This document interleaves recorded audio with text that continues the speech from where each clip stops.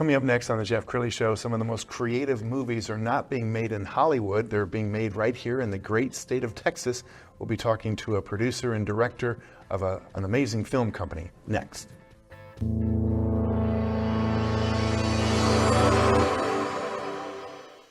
Many are predicting that the worst is yet to come, which is unfortunate, said one person here.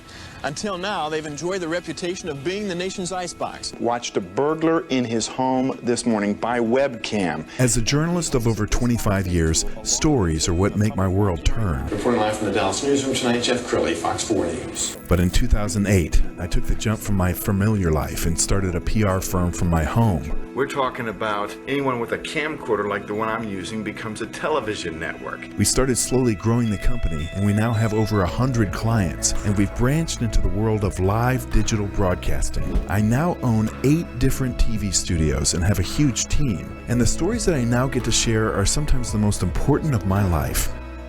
Life has a funny way of coming around full circle. This is the Jeff Crilley Show. Well, it has often been said that some of the greatest movies of all time are not being made in Hollywood. Why? Because Hollywood is too beholden to the almighty dollar. They have to only bet on films that they know they can get a return on, and so all the creative stuff is coming out of states like ours, Texas. Independent filmmakers are in their heyday. Somebody who knows that very well is my next guest, May Leo. She is a producer, actress, writer, and director. Thanks for coming on the show. Thank you for inviting me. Absolutely. Well, I'm so excited to have you on the show because you've done some amazing work, and I want people to know your background. So you didn't start off in the film business.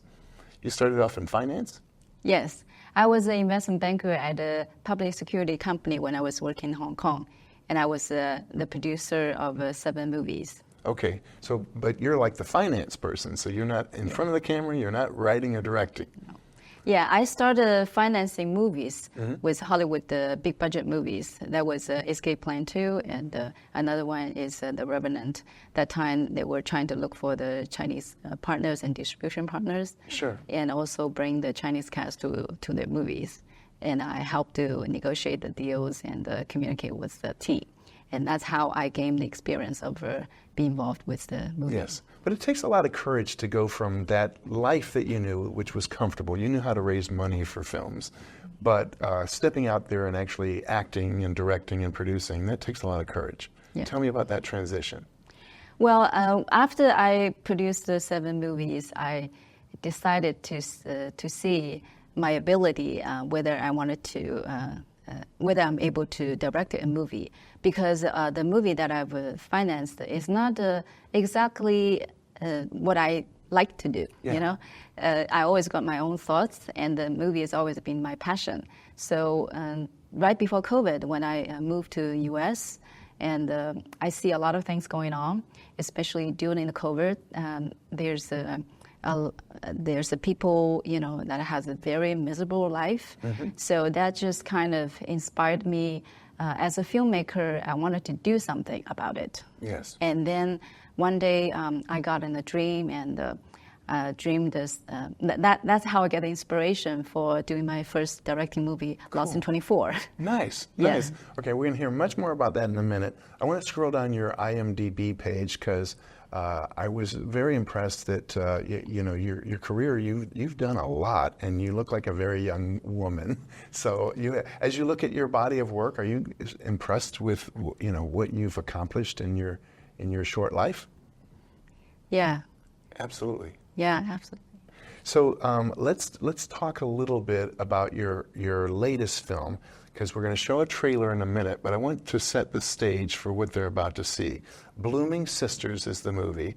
Tell us about without giving it away, what's the movie about? The Blooming Sister is actually based on the true story happened in many people's life, and it's just like a cup of the coffee that combines a lot of people's story. And then it's a story about the 2 sisters. They're like sisters. They're not actually the real sister, but they grew up as the same dancing class. Yes. So when they was a kid, so they help each other to grow up go through life challenges, and that's the story about it. Outstanding. Let's go ahead and roll that trailer.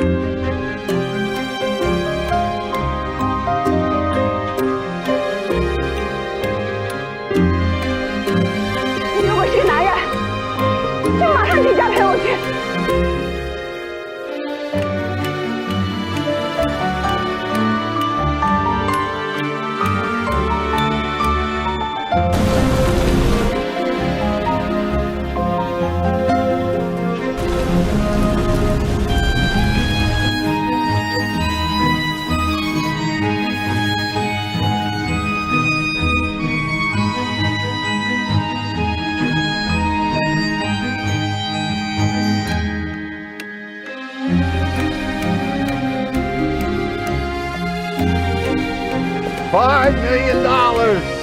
I'm okay.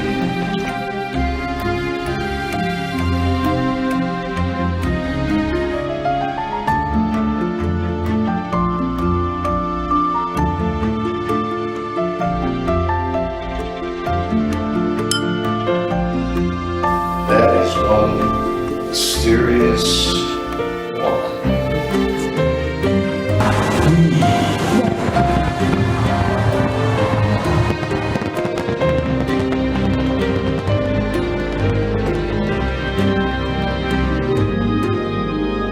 All the world's a stage, and all the men and women merely players. Wow, yeah, I love the cinematography. I mean, it was beautifully shot. Tell us about the process, because sometimes you have this vision for a film, but everything has to work. The actors and actresses have to do their part. The film, the director has to do their part. I mean, everything actually has to work like a symphony orchestra, doesn't it? Yes, actually, I wrote this screenplay like 10 years ago when I was living in Hong Kong. And I always wanted to film it, but it wasn't a good opportunity. I didn't get the good investor to get this happen. But then when I moved to Dallas, I think that Dallas is my lucky place. I made 2 movies here. And when I started to decide to do my second movie, it was because of the success of my first movie. Because I took to the film festival, I gained a lot of awards. My first award I gained is the Best Actress Award. Wow. In Rome Film Festival. And that just gave me the courage. I need to keep this going. It just encouraged me and inspired me to do my second one. So the Blooming Sister is actually made of 60 volunteers. Wow. So, because I'm the director, I know how much cost would it take if I really make it like a regular movie. But then just miracle happens, It just... Suddenly, I got the help from 60 volunteers to be my crew and be the cast, and everybody are so professionally, but they are not professional actors. Wow! And they listen to my instructions, and that's how we get this movie done within a week. Oh my goodness! Yeah, we filmed the movie for a week, and then I did editing and everything, for a month or 2. Yes. And that time, I was lucky to get the Richard Tyson on board. And then that makes this movie more exciting because I like his performance. He's doing the counterparty, play the role of the investor. Yes. So we had a lot of fun when doing the film. And even his manager tell me, I never see a movie done like this before. Wow. Because at the beginning, they think it's impossible. Because it's total 120 scenes, and you have to make it happen in 10 locations. Good Lord. Yeah, so in average, each day, you have to at least get around the 20 shots, 20 scenes down. And just for a frame of reference, a typical Hollywood movie takes months to film? Yes. Okay. Yeah. I want you to set the stage for the second movie trailer we're going to show, Lost in 24. What is this about? Actually, Lost in 24 is a story about the human trafficking. Okay. Human organ trafficking, because I've learned the numbers. I do many research before I make this movie.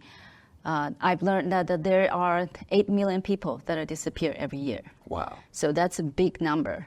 So a lot of them, were taken, by the crime groups. So this is just from my conscience. That's why I said.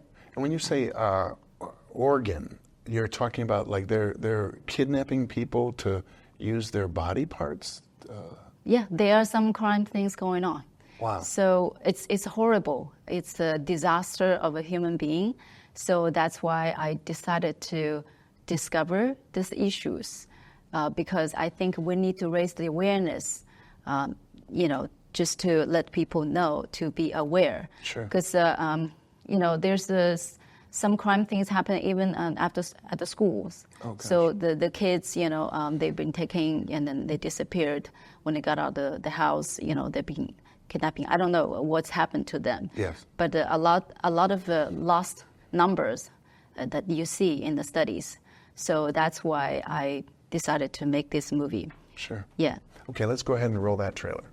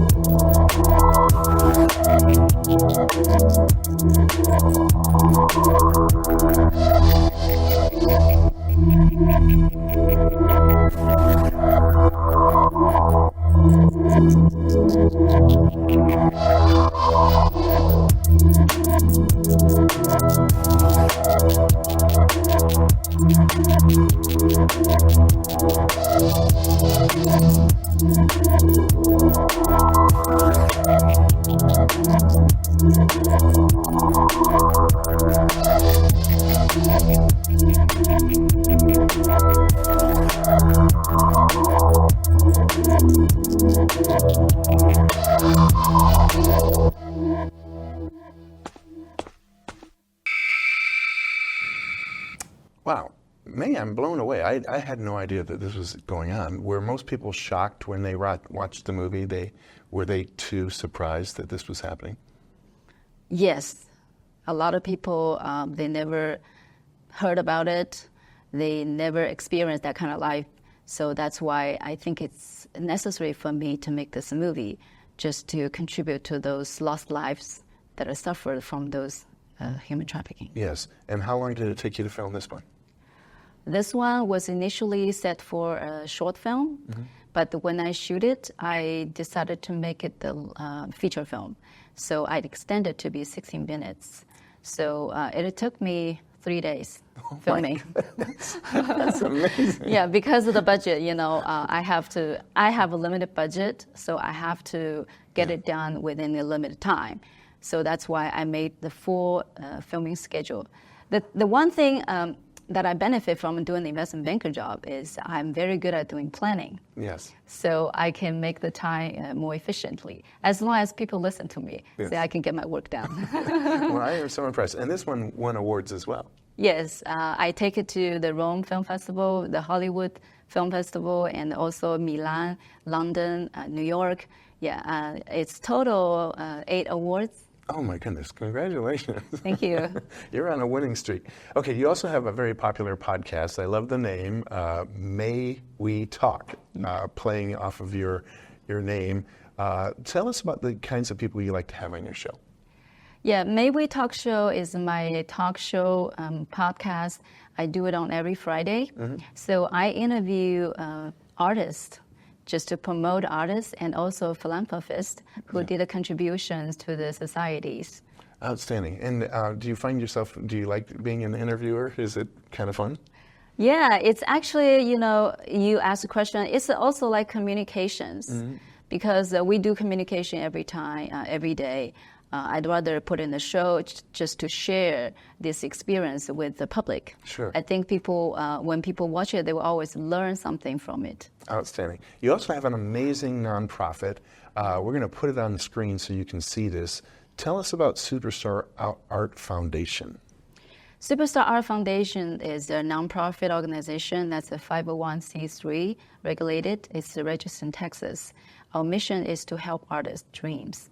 So we are a platform that provide the programs to help artists with their professional trainings and their job careers. We do project and shows and beauty pageant and the award event just to give credit and give acknowledgement to the philanthropists that have already contribute to nonprofit. So I think it's mutually beneficial to the foundation and the artist. And tell me why giving back is so important to you.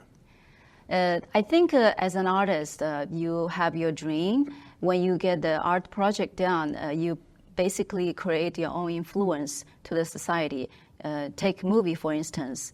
When you create a movie, when people see it, you basically create your influence to deliver the message to the public. And that's why I think artists plays a very important role in the society. So we have to be a humanity-driven. It applies to any business, not just a nonprofit. Yes. And I think the most important thing is it's not about it doesn't matter how rich you are, how much money you make. And I think the most important thing is to give your personal value to this world is how you influence other people, how you benefit other people. That's why giving back to the community is very important. Outstanding. Well, I sure appreciate you using your talents the way you are to bring light to some subjects that have been in the darkness for far too long. Thank you so much for sharing your gifts with the world. We're going to end with her nonprofit website, which is superstar-art-foundation.org. The great May Leo. Thanks for coming on the show. Thank you for inviting me. You bet. That's it for now. We'll see you next time.